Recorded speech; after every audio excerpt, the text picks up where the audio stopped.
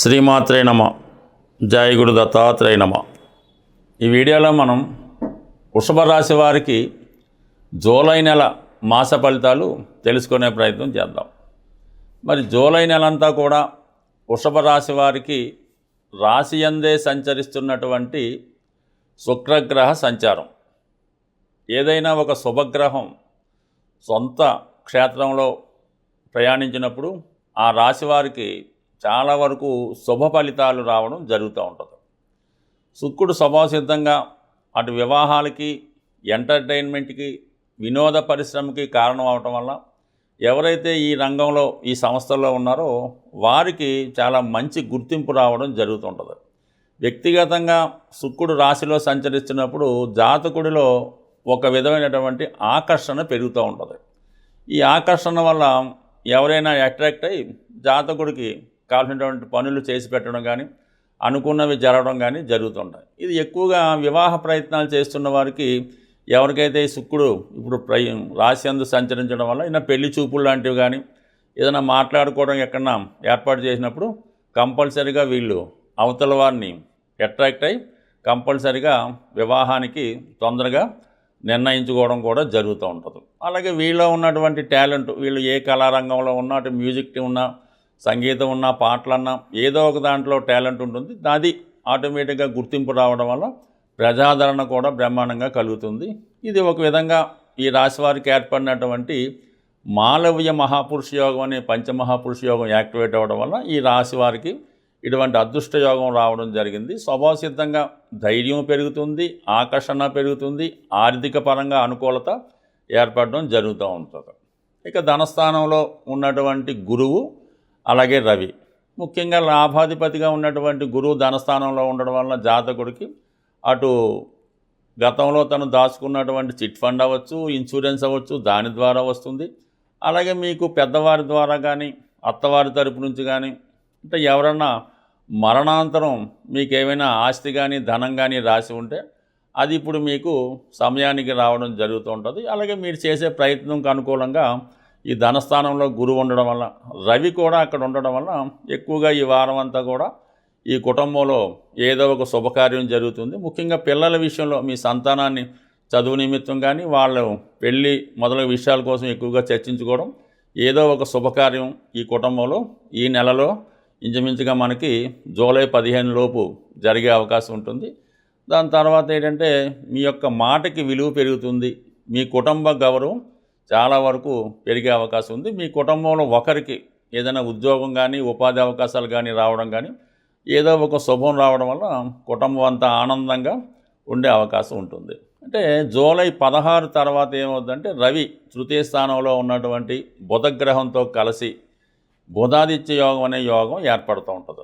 ముఖ్యంగా ఈ రాశి వారికి ఏమైందంటే చతుర్థ పంచమాధిపతులు అంటే లక్ష్మీ స్థానాధిపతి, విష్ణు స్థానాధిపతి అని 2 గ్రహాలు కలియడం వల్ల జాతకుడికి ఒక విధంగా రాజయోగం ఏర్పడుతుంది, ధనయోగం ఏర్పడుతుంది, నిపుణ యోగం కూడా ఏర్పడుతుంది. ఈ కారణం వల్ల జాతకుడిలో ఉన్నటువంటి ప్రతిభకు తగిన గుర్తింపు రావడం జరుగుతుంది. అటు నిరుద్యోగులు కానీ, అలాగే విద్యార్థులు కానీ ఏదైనా ఇంటర్వ్యూకి వెళ్ళినా, ఒక వ్రాత పరీక్ష రాసినా 100% సక్సెస్ రావడం జరుగుతుంది. వాళ్ళలో ముఖ్యంగా జ్ఞాపక శక్తి పెరుగుతూ ఉంటుంది. దానివల్ల ఏంటంటే కమ్ముని ఎవరు అడిగినా కూడా అది చెప్పగలుగుతుంటారు. తృతీయ స్థానం విక్రమ స్థానం అవటం వల్ల అటు ఏదన్నా ఫిజికల్ టెస్ట్ పెట్టినా, ఇటువంటి వ్రాత పరీక్ష పెట్టినా 100% మీకు సక్సెస్ అన్నది చాలా వరకు సులభంగా వచ్చే అవకాశం ఉంది.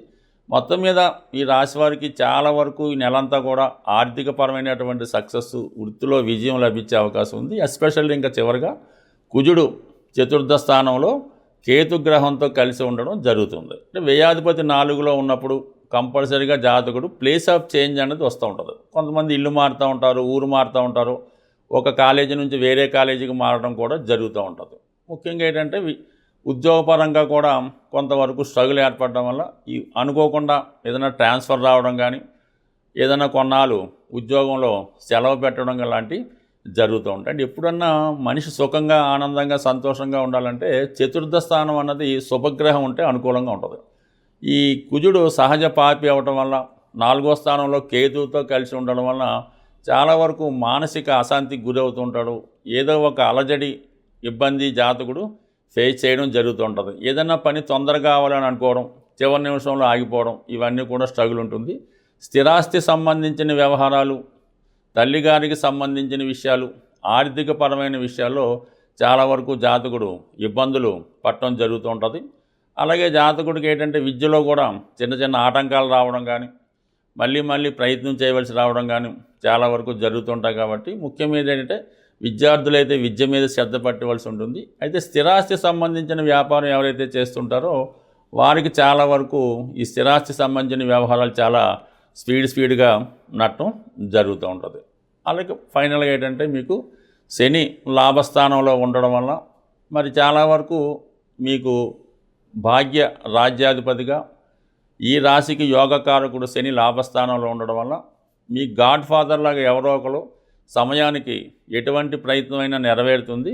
మీ వెనక ఉండి సర్వ విషయాలు కూడా సహకరించడం జరుగుతుంటుంది. అంటే ఏదైనా మనకు ఆ నెలలో లేదంటే ఆ వారంలో బాగుండాలంటే 11వ స్థానంలో ఉన్నటువంటి గ్రహానికి సంబంధించిన దైవానికి పూజించుకుంటే చాలా వరకు మన ప్రయత్నాలు నెరవేరడం జరుగుతుంటుంది. అందువల్ల ఈ రాశి వారు ఇంచుమించుగా ఈ నెలంతా కూడా మీ కార్యసిద్ధికై అయితే ప్రతి శనివారం లేదంటే ప్రతిరోజు లేదంటే మంగళవారం హనుమాన్ ఆలయం దర్శించడం, హనుమానికి 5 ప్రదక్షిణలు చేసి తగు విధంగా పూజించడం వల్ల మీరు అనుకున్న కార్యక్రమాలు తక్షణం నెరవేరే అవకాశం ఉంటుంది. ముఖ్యంగా ఈ గ్రహాల స్థితిని గమనించినప్పుడు ప్రతి రాశి వారికి కూడా ఈ రాబోయే 6 నెలల్లో అంటే ప్రధాన గ్రహాలైనటువంటి శని భగవానుడు మీనరాశిలో ఉండడం, మరి రాహు కుంభరాశిలో ఉండడం, కేతు సింహరాశిలో ఉండడం, అంటే పాపగ్రహాలు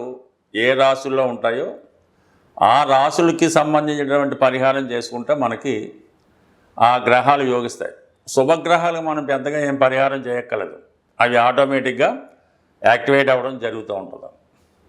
శుభగ్రహాలు ఇచ్చే ఫలితాన్ని పాపగ్రహాలు అడ్డుకుంటాయి కాబట్టి మనం ఈ పాపగ్రహాలకి పరిహారం చేయవలసి ఉంటుంది.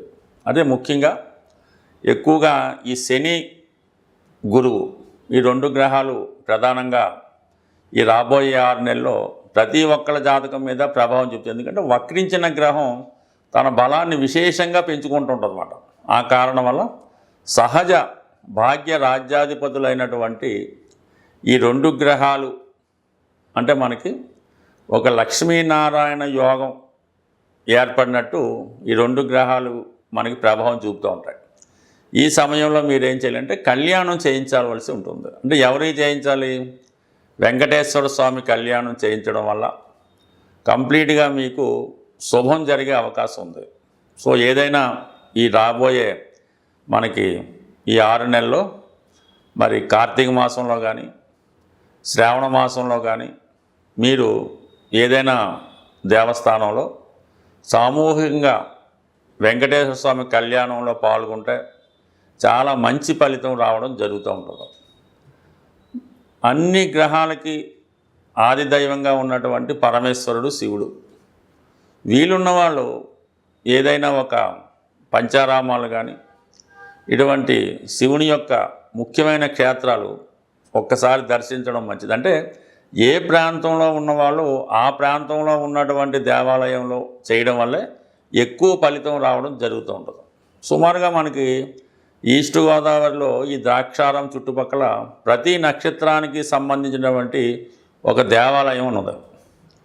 ప్రతి నక్షత్రానికి ఒక దేవాలయం ఆ చుట్టుపక్కల ఊళ్ళో ఉండడం జరుగుతూ ఉంటుంది. ఆ విషయాన్ని మనకి ద్రాక్షారామం దేవాలయంలో డిస్ప్లే చేయడం కూడా జరుగుతూ ఉంటుంది. ఏ నక్షత్రం వారు ఆ నక్షత్ర దేవాలయాన్ని సందర్శించడం వల్ల వారి యొక్క దోషం కూడా పరిహారం అవుతుంటుంది. అవకాశం ఉన్నవాళ్ళు ఒక్కసారి మీరు ప్రయత్నం చేయండి. లేదు జన్మాంతరంగా మనకు బాగుండాలి, మన వంశం బాగుండాలంటే ఆ 27 నక్షత్రాలకి సంబంధించినటువంటి 27 దేవాలయాలు కూడా ఒకసారి మీరు ఒక నెలలోనో సంవత్సరంలోనో దర్శించడం వల్ల చాలా మంచి ఫలితం రావడం జరుగుతూ ఉంటుంది. సో ఇది మనం కష్టపడి సాధించబడిన ఫలితాలు. సూక్ష్మంలో మోక్షం రావాలి, చిన్న ప్రయత్నంతో విఘ్నేశ్వరులాగా మొత్తం ఫలితం రావాలనుకుంటే గోసేవను మించింది లేదు. మరి ఏదైనా గోసేవ అంటే ఆవుకి 2 అరటిపళ్ళు ఒక బెల్లం ముక్క పెట్టడం అయితే కాదు. కంప్లీట్గా మీకు ఓపిక ఉంటే ఏదో ఒక రోజు ఆ గోశాలని శుభ్రంగా తుడిసి అక్కడ ఉన్నటువంటి ఈ ఆవు పేడ ఇవన్నీ కూడా శుభ్రం చేసి ఆవుకి మంచి వాతావరణం వచ్చేలా పెట్టడం, తర్వాత ఆవుకి శుభ్రంగా స్నానం చేయించి, తర్వాత ఆవుకి తగు విధంగా సేవ చేసి పసుపు కుంకాలు అలంకరించడం వల్ల కనీసం ఒక దానికన్నా చేసుకుంటూ ఈ సేవ కన్నా మీరు ఆ గోశాలను శుభ్రం చేయడం వల్ల వచ్చే సేవ చాలా అఖండం. మీరు చాలా ఆర్థిక ఇబ్బందుల్లో ఉన్నారు, అసలు ఏ దారి లేదు అనుకున్న వాళ్ళు ఒకసారి పవిత్రంగా నిర్వహిస్తున్నటువంటి గోశాల సందర్శించి అక్కడ ఒకసారి ఒక రోజంతా సేవ చేసి శుభ్రం చేయండి. 100% మన్నాడు నుంచి మీ ఆర్థిక పరిస్థితి ఏ విధంగా మార్పు వస్తుందో చూడండి. ఇది కంప్లీట్గా నేను ఛాలెంజ్ చేసి చెప్తున్నాను. ప్రయత్నం చేసి చూడండి. సక్సెస్ మాత్రం చాలా గొప్పగా ఉంటుంది. స్వస్తి.